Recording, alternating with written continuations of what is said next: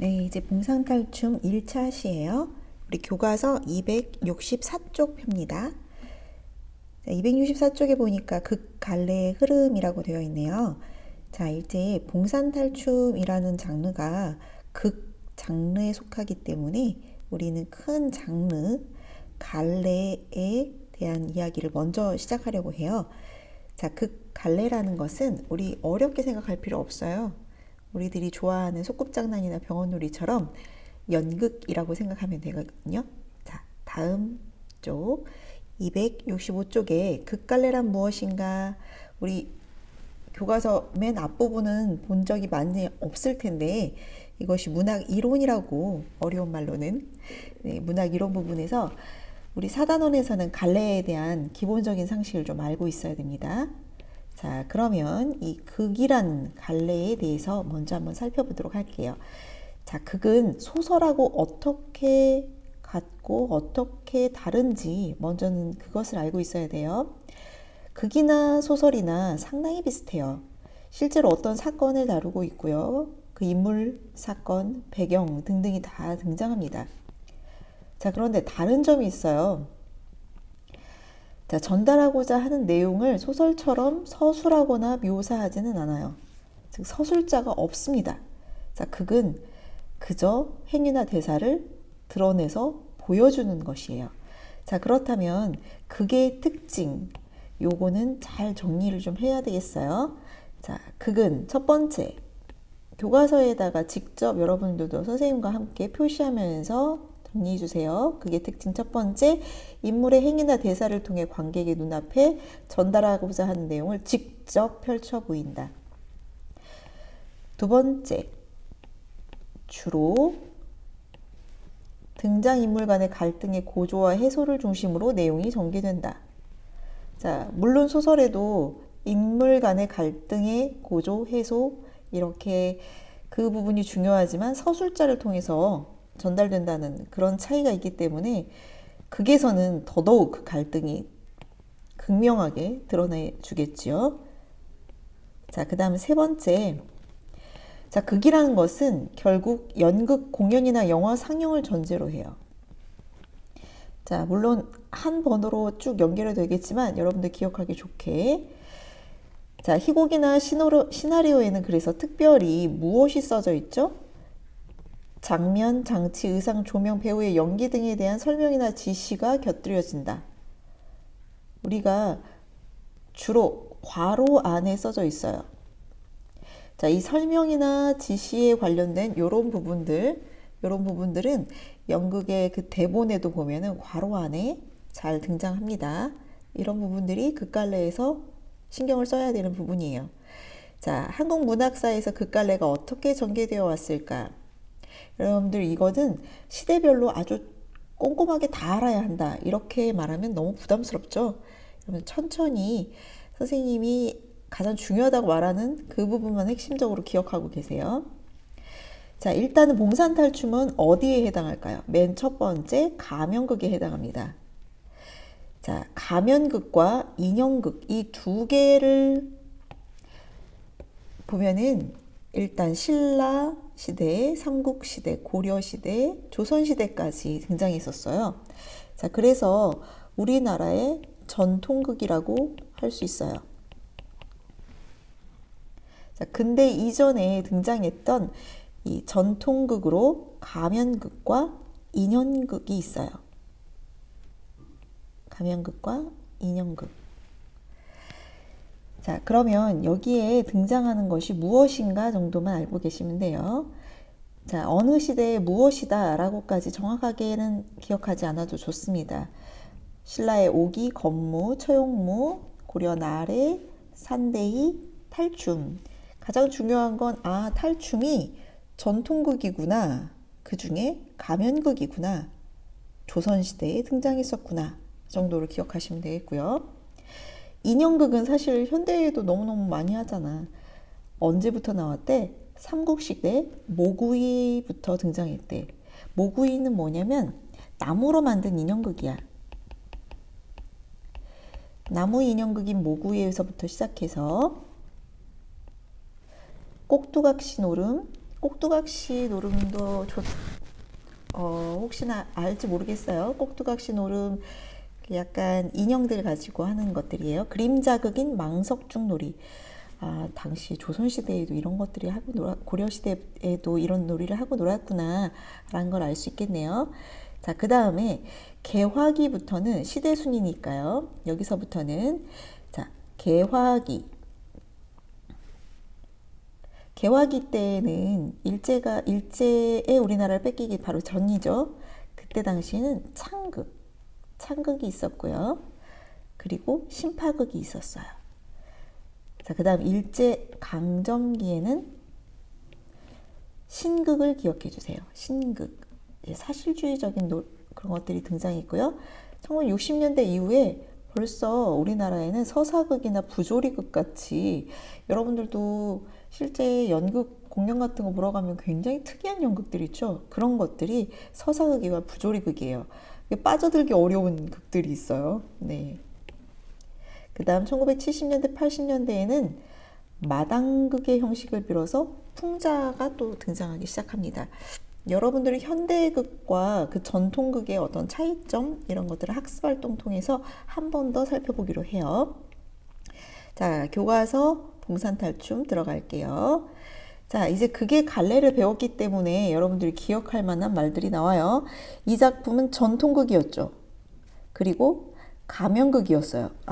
이렇게 하니까 이제 극갈래가 무엇이며 극갈래 안에 전통극이었고 또 그 안에 가면극이었구나. 그리고 그 안에 탈춤을 배우는구나.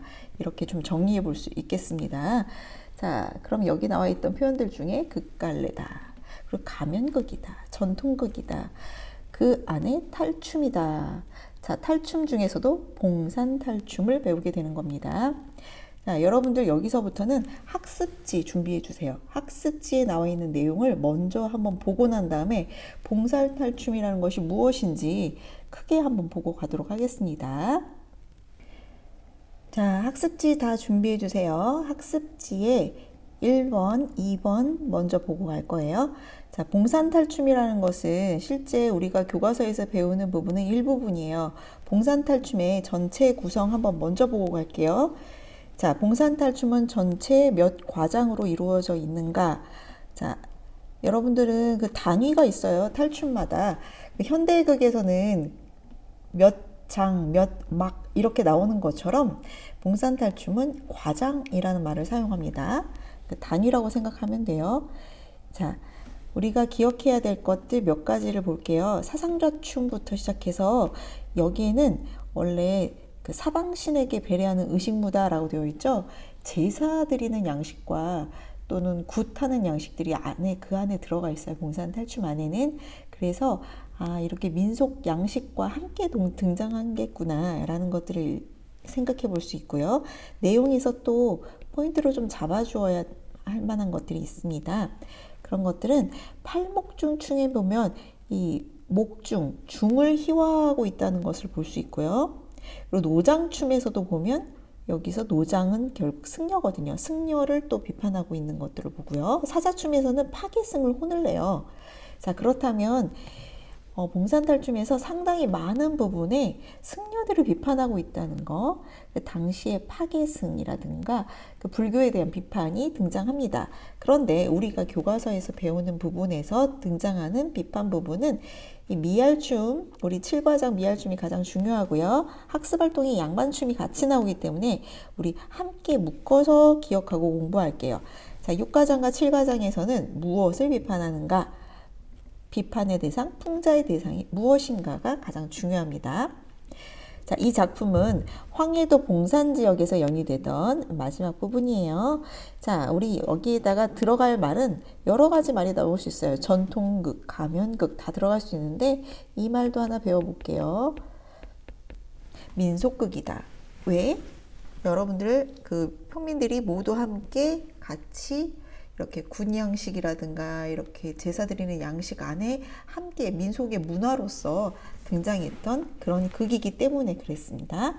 희극적이고 골계적인, 여러분들 이제 이런 말들 조금씩 더 기억할 수 있어야 돼요. 희극적이다, 우스꽝스럽고 재밌고, 골계도 역시나 마찬가지입니다.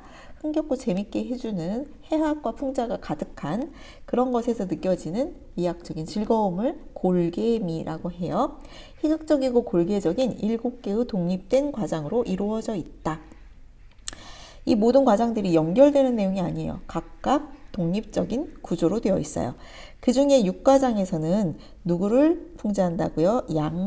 양반춤이라는 제목에서 양반이 가져있던 허례허식과 부정부패를 비판하고 있고, 제7과장에는 미아리 여성의 대표라고 생각하면 돼요.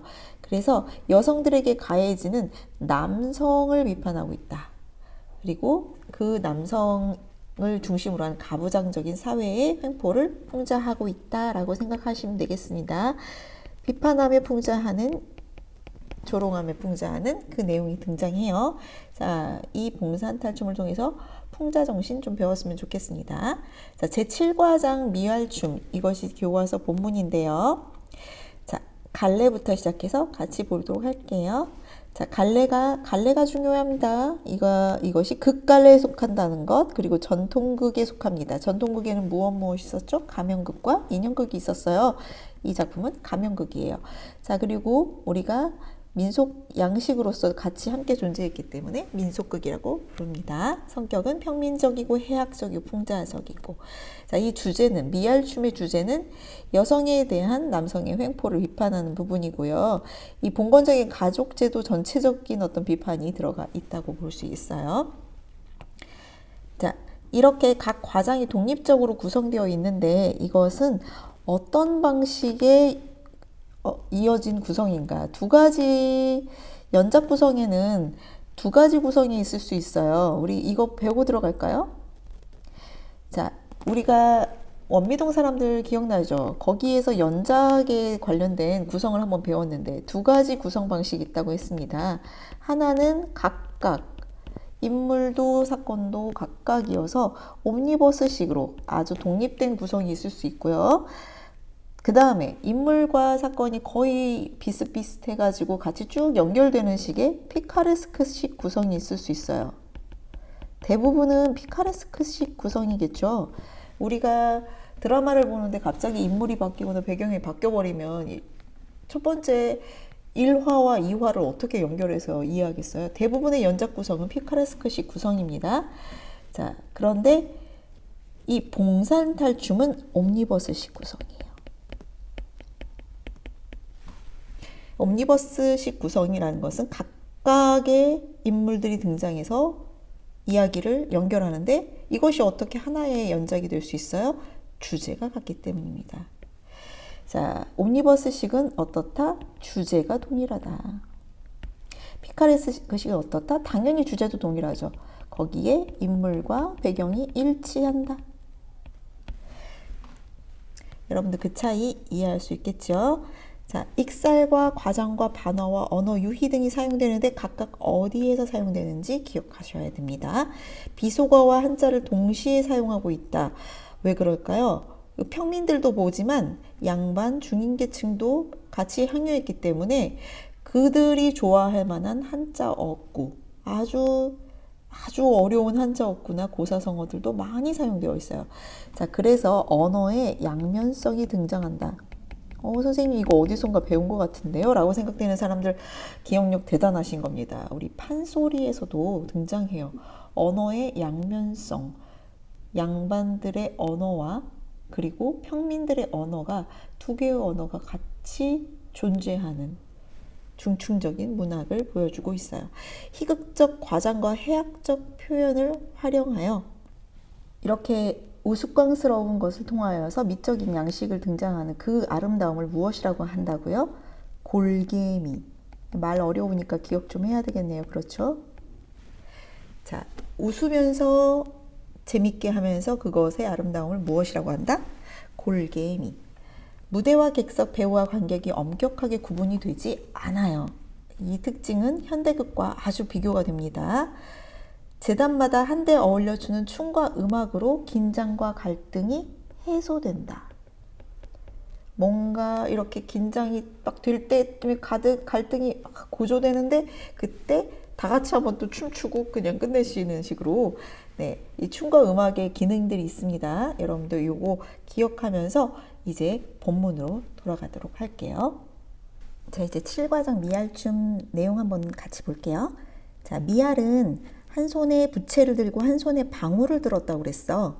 여러분들 춤 봐서 알겠지만, 그런데 혹시 이렇게 한 손에 부채 들고 한 손에 방울 들고 춤추는 사람들, 이분들의 그 직업이 무엇일까? 여러분들 직업 혹시 알 수 있겠어요? 한 손에 부채 들고 한 손에 방울 든 미알의 직업은 무당이죠. 네. 굿하는 사람들이 원래 한 손에 방울 들고 부채 들고 난 다음에 막 뛰면서 춤추시잖아요. 네, 직업이 무당이라는 것을 알게 돼요.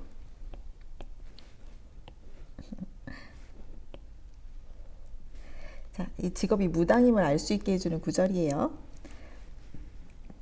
자, 미알이 국거리 장단에 춤추면서 등장해요. 자, 그 다음에 악공 앞에 와가지고 막 울고 있죠. 우리 미알이 쓴 탈도 한번 보실까요? 굉장히 새카맣고 아주 좀 못나게 표현을 많이 했죠. 여러분들 나중에 외관에 대한 이야기 나올 때 볼 수 있어요. 자, 봉산탈춤은 탈춤이기 때문에 탈을 쓰고 하는데 우리 탈의 기능 한번 보고 갈게요. 자, 가면극에서 탈은 어떤 역할을 하는가, 이게 또 날개 질문에 나왔잖아요. 자, 탈의 역할, 봉산탈춤의 탈의 역할 너무 중요하니까 이 부분을 여기다가 좀, 자, 이 탈은 도대체 어떤 역할을 하는가? 미알이 쓴 탈이라든가 이렇게 탈, 자, 탈의 역할.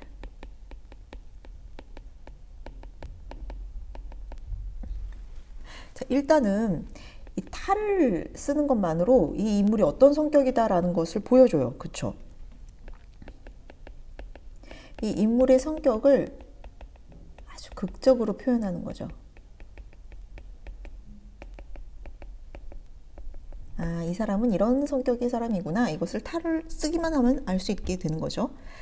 자, 그래서 이 사람은 굉장히 슬픈 사람이구나. 이 사람은 굉장히 기쁜 사람이구나. 이런 감정까지도, 그리고 그 캐릭터에 대한 이런 것들을 다 알 수 있어요. 그래서 사람들이 이 관객은 어떻겠어요? 훨씬 더 이해하기 쉽겠죠. 그에 대한 관객의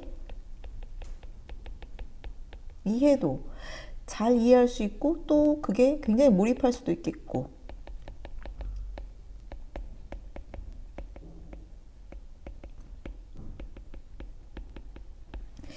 또 한 가지 어떤 역할을 또 할까요? 여러분들 왜 가면을 주로 쓰죠? 요즘에도 그 개그 콘서트 같은 데서 가면 쓰고 나올 때 있을 텐데, 풍자를 위해서는 가면을 참 많이 써요. 일단은 배우가 누군지 알 수가 없죠. 배우의 익명성을 보장해줘요. 자, 그래서 당대 사회의 그 양반층이라든가 그 당시 사회라든가 이런 것들, 양반들은 풍자하고 싶어도 좀 조심스럽잖아요. 양반층이라든가 당시 사회라든가 이런 것들을 자유롭게 풍자할 수 있게.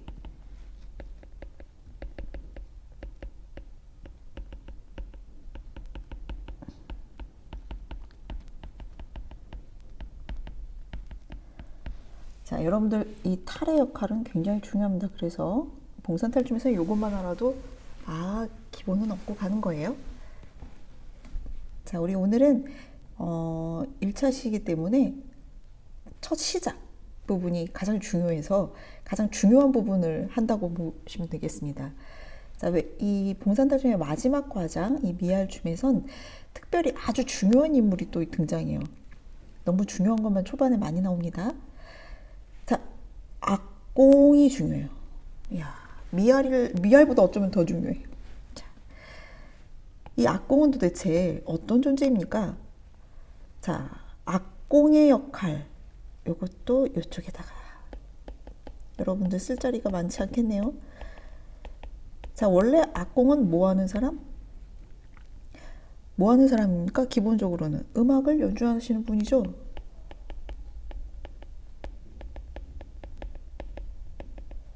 그런데 이 음악을 연주만 하다가 그냥 끝나야 될 사람이 여기서 극중 인물과 대화를 나눠요. 그쵸?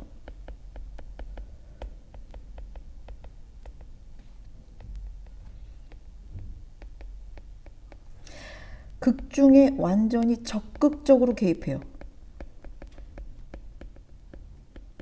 또 극계 사건도 진행시켜요. 자, 이거는 정말 현대극하고 굉장히 크게 차이 나는 겁니다. 어떤 오페라의 어떤 뮤지컬에서 갑자기 연주하던 지휘자가 배우하고 갑자기 대화를 나눠? 이런 일이 없잖아. 현대극에서는 등장하지 않는 아주 독특한 전통극만의 재미있는 차이라고 할 수가 있겠어요. 그래서 여러분들이 악공의 역할 좀 중요하니까 여기가 정리를 하고요. 와, 이 봉산탈춤 1차 시에는 일단 봉산탈춤에 대한 이야기 하느라고 너무나 시간이 많이 갔네요.